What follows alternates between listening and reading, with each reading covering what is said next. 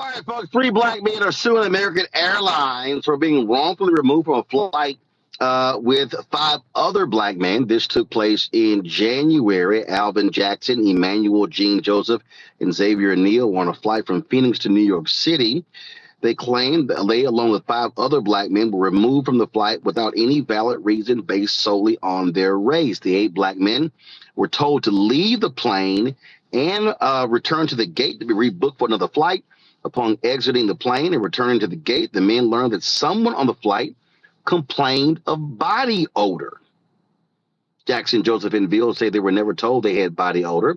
The lawsuit says it appears to plaintiffs that American had ordered all of the black male passengers off the plane.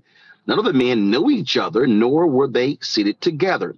Lauren Bateman is one of the plaintiff's attorneys. She joins us now from D.C. So, Lauren, this is quite strange here to order eight black men off the plane because somebody complained about body odor when the eight weren't even together. What the hell? That's right. It's completely inexcusable. And we know that this is a clear case of race discrimination for precisely the reason that you say, that a flight attendant was going not to a specific area, theoretically targeting where an odor might be coming from, but rather systematically selecting every single black man aboard the flight and removing them from the flight. And what's more, we have on video two American Airlines representatives agreeing with our clients that this act was discriminatory and that they were targeted based on the color of their skin. So what has been the response thus far of American Airlines? American Airlines has issued a sort of canned PR response, but we haven't heard anything further from them. And so our clients are really eager to hear what the airline has to say for themselves. Now, look, American Airlines had issues in the past with complaints of discrimination. And so you would think they would be a hell of a lot more aggressive in responding to this. But going back to this here, so they removed eight black men. I mean, what other rationale is that where they weren't even together?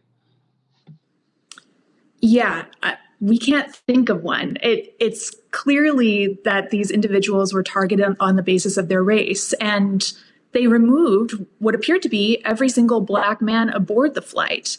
It's really impossible to imagine how humiliating and degrading that is for our clients who experience this treatment.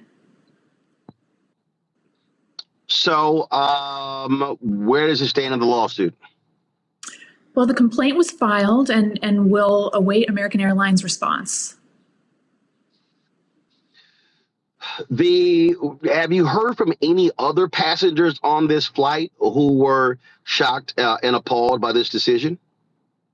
We have, and I think that brings to mind an important point, which is that when the mostly white passengers remained on board while our clients were trying to figure out what was going on, the pilot announced to the people remaining on board that the men were removed because of a body odor issue.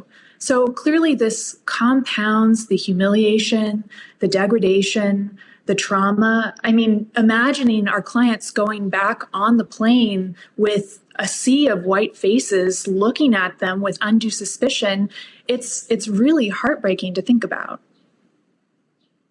And the pilot made that comment, and it lends the impression that they were saying all eight had body odor.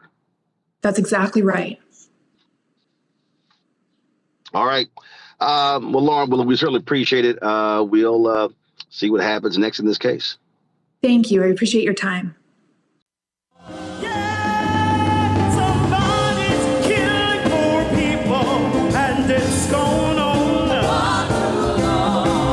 When COVID happened, poor people were dying at a rate already of 800 people a day. Before COVID, if you went to a funeral every single day, it would take you 600 years to attend all the funerals of the people who will die from the ravages of policy violence, poverty, and low wages in America in just 1 year. It would take you 2 years and 19 days to go to all of the funerals of the people that will die today, and oftentimes silence. Nobody talks about this political genocide, but we are determined today to remember their death and be a resurrection of voting power and voice power like never before.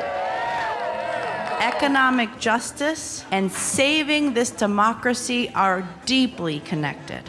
We, as a nation, must listen to the demands of the poor, who are pushing and will continue to push political candidates and elected leaders to lift from the bottom so that everybody can rise. Take back the money! Take back the money! Take back the money! Take back the money! We are the poor, the marginalized, and the underpaid.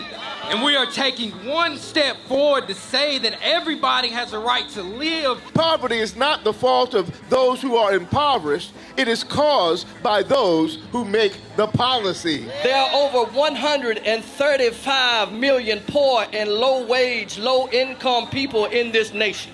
The biggest block of potential voters by far is low-income, low-wage voters.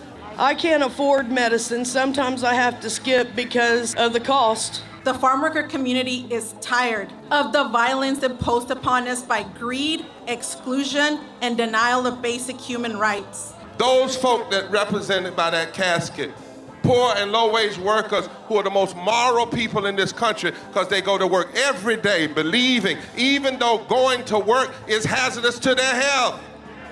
I'm tired of working 70 to 80 hours a week and still not have money for the necessity of bills. I'm tired of getting sick and not being able to go see the doctor. Having to make a choice to pay between rent or the light bill or food or clothes. You cannot claim to care about families and a culture of life and then do everything in your power to rob people of equal access to resources and to force them to live in poverty. Leadership of both parties had waged war on poor people and low-wage workers.